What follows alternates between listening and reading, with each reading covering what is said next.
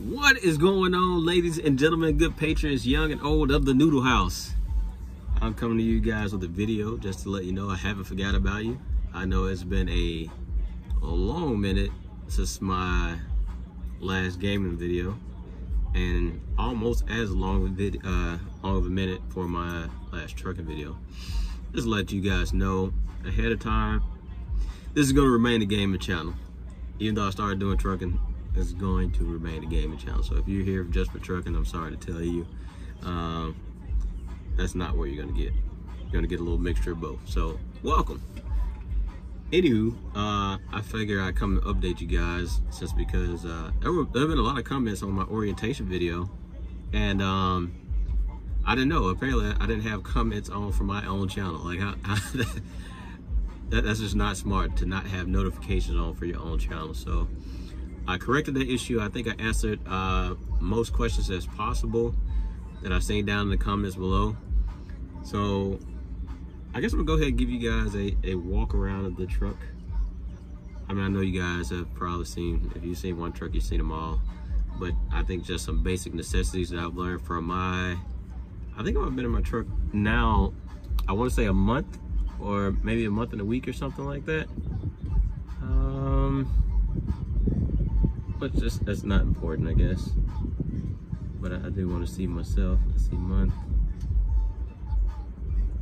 What's today? Yes, just about a month. So, a few necessities that you're gonna need. Obviously, a trash can. You don't want to be a slob.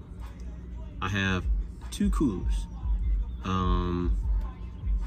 They keep your food at a fairly decent temperature. I think like right around 38, 40 degrees. So I use one for beverages and one for my actual food that either me or my wife preps up for the week. So let's see if I can turn this camera around. Probably not. Joys of having an iPhone. Little silly things like that. So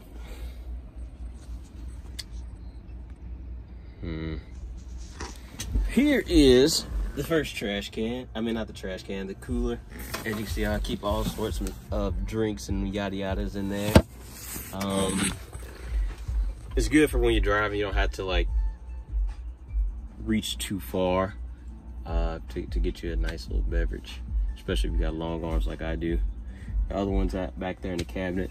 I actually got the PlayStation hooked up. I tested out the internet last night, and that was fairly amazing. Like, I was pretty excited about that. So I was just using the hotspot on my phone. But let's see, hopefully it's not too bad of a glare. Here is the Black Panther. No, I'm joking, that's not the name of the truck. I've been thinking about that joke for a while now. And yeah, I guess that's what I came up with. So sucks that we can't turn the camera around, so I'm just gonna give you guys a view what I have loaded here. 2 coils of steel cable that are coming out here to Joliet, Illinois. As you can see, there's pretty much nothing here. It's kind of like a little wasteland, but yeah, I don't know what they're building. I don't know what they're building, but apparently they need a lot of cables, because as you can see over here, apparently they have like 51, at least that's a number I see, 55 or something of these big old coils of cable over here. Let me get back into the truck. So there's a couple of things I wanted to update you on, because I just found out myself. A lot of people always ask about the pay and things of that nature. If you're doing your job, you won't have an issue. I'm sorry, my hand's all in your face. If you're doing your job, you won't have an issue. That means, excuse me, that means following your GPS or whatever route you pick out. I know everyone says that they want to use the Atlas and things of that nature.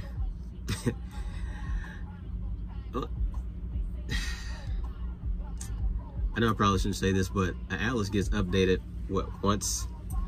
When you buy your Atlas, it's not going to get updated. It's not going to have up-to-date traffic and information like that where there's construction on the road. So I want you guys to be weary of that. If you're doing that, you're following that the shortest route, you're going to keep your outer route down, which you'll learn a lot about that if you're in the company already or you're thinking about joining the company. You want to keep your outer route down because that is going to add up to your percentage. As I stated before, I think I'm just about 4 or 5 weeks in my own truck, and I just got my snapshot a Saturday, and I'm up to 28%, and that's not doing much. Fuel mileage is really big. I usually leave the truck on cruise control. Even in the city, I know it's kind of annoying to use the cruise control, but I set it at the speed. Anytime I need to slow down, I always keep my engine brake on 3, hit the cancel button if I need to slow down, use the brake obviously if I need to slow down a little bit more. But the less that you're on the gas, the less that it's actually gonna, or the better it's gonna be for your fuel mileage. I think like right now in my fleet or whatever, I think I was like number 700 something out of 1,400 people. Things that affect your fuel mileage, like right now, I'm sitting in the vehicle in Illinois. It's 92 degrees, but there's a nice little breeze. If you're leaving your truck running for extended amounts of time, you're gonna be burning fuel. So I'm not gonna say die out here in heat and I get like a heat stroke or anything like that, but you want to be cognizant of not letting that truck run too long. A nice little tip that I learned from my trainer: even at night when it's kind of warm out, I'll let the truck run for like 10 minutes at like max AC and things of that nature for like 10 minutes, get the whole entire truck cool, and then I'll shut it off. And it usually helps me get to sleep. And if you wake up and it's still a little bit warm, do it again, and that keeps you from burning a lot of fuel. I've been next to guys who literally have their truck running all night, so they're burning up